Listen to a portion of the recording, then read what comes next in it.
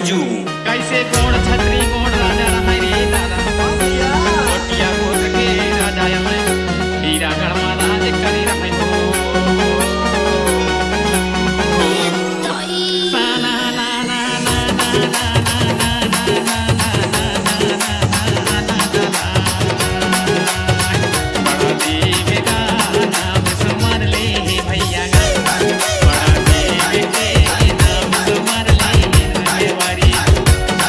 बड़ा देव के नाम सुमर ले कुया रे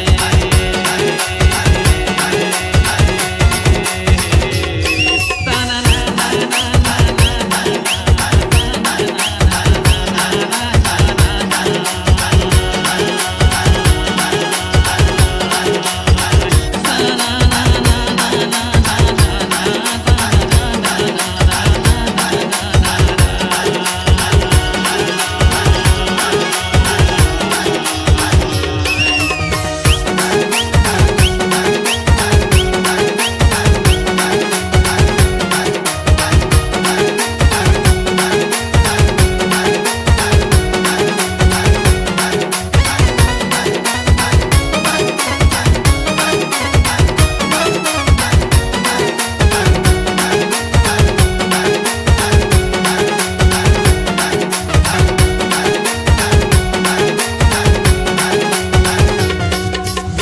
अरे देवता देवता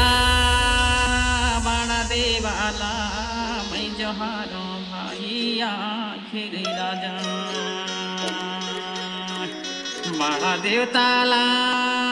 मैं जोहारो जे भाईया हेरे जरा जोहर जोहर रे देवता